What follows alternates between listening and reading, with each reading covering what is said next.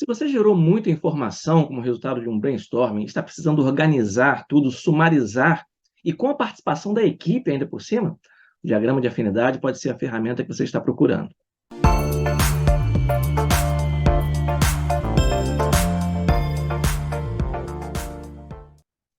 O diagrama de afinidade é uma ferramenta que vai ajudar quando você gerou muita informação, por meio de um brainstorming, por exemplo, com uma equipe, e quer organizar, sumarizar, consolidar aquela informação para ajudar em alguma ação que você tenha de tomar. Vamos conhecer esse diagrama por meio de um exemplo. Imagina que você tem uma equipe de projeto e vocês fizeram um brainstorming para identificar riscos, isto é, coisas que podem acontecer e atrasar um envio de um material, de um equipamento que o projeto está precisando. Então, vocês querem saber o que poderia causar um atraso no embarque desse equipamento num porto de origem dele. Então, a equipe levantou várias possibilidades e agora a gente vai usar o diagrama de afinidade para organizar isso, com a participação da equipe. Vamos ver. Então, como eu falei, a questão que se põe aqui nesse exemplo é esta aqui. O que pode atrasar o embarque do material que nós estamos aguardando no porto de origem desse material? Então, vamos imaginar que foi feito um brainstorming e surgiram várias ideias a respeito de riscos, coisas que podem acontecer e atrasar na entrega desse material.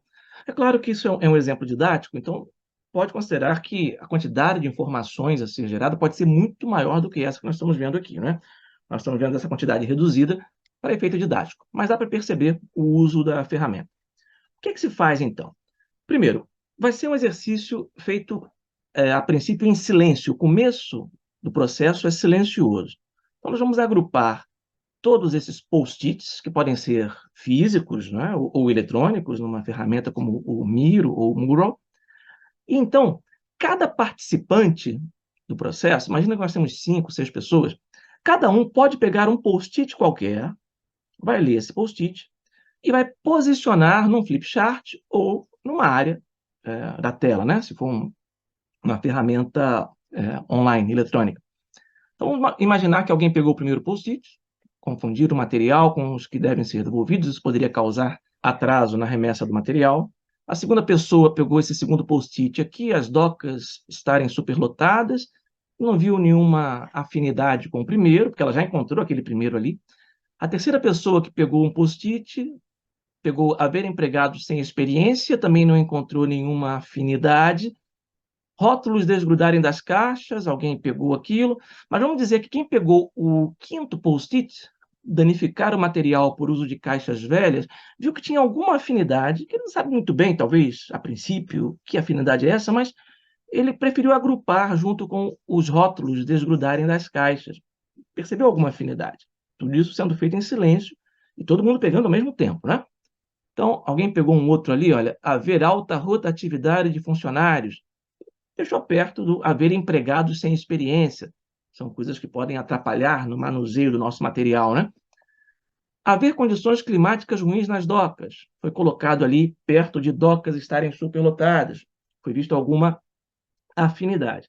Observe que, ao encontrar afinidade, a orientação é que se coloquem os post-its próximos como em colunas, né, para indicar essa proximidade entre as ideias, né, entre aquelas ideias ali. Bom, seguindo. Haver erros no preenchimento do formulário. Vamos imaginar que, a princípio, quem pegou esse post-it, ao ler os que já estavam ali disponíveis, né, não viu nenhuma afinidade, deixou ele um pouco separado. Novo código de 11 dígitos não caber no formulário. Tem a ver com o preenchimento do formulário. Então, foi colocado ali próximo daquele primeiro ali, do erros no preenchimento do formulário. Veja que, ao longo do trabalho, pode haver trocas de post-its entre um lugar e outro. Qualquer participante pode pegar, por exemplo, esse post-it aqui, olha, confundir o nosso material com os que devem ser devolvidos e, por algum motivo, achar que tem a ver com esses outros dois aqui. Então, a pessoa pode pegar esse post-it e reposicionar, não tem problema. Seguindo, olha, novos reposicionamentos, a gente está vendo ali. Olha. E aí eles vão organizando, imagina que alguém está mexendo, as pessoas estão olhando para essas informações em silêncio, pegando os post-its que ainda existem olhando para a situação, como está sendo formada aqui, como está sendo configurada, e fazendo os ajustes que elas consideram necessários. Naturalmente, pode haver uma discordância entre uma pessoa e outra, né? E você ter um post-it indo de um lado para o outro várias vezes, né? Se não chegar a um consenso em relação a isso, você pode dividir esse post-it em dois, né? Escrever a mesma coisa em dois, colocar em duas colunas diferentes, ou pode ainda separá-lo para uma discussão posterior.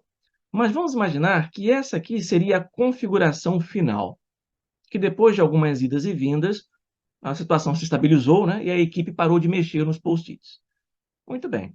Chegando nesse ponto, a gente começa a conversar agora com os participantes, pensando em rótulos que nós podemos colocar aqui como títulos dessas colunas, que representem aquelas categorias, aqueles agrupamentos.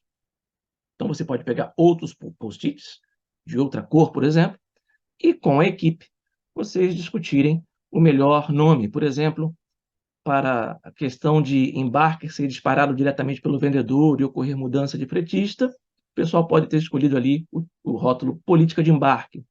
A segunda coluna poderia se chamar embarque do material, são questões que podem acontecer na hora do embarque do material.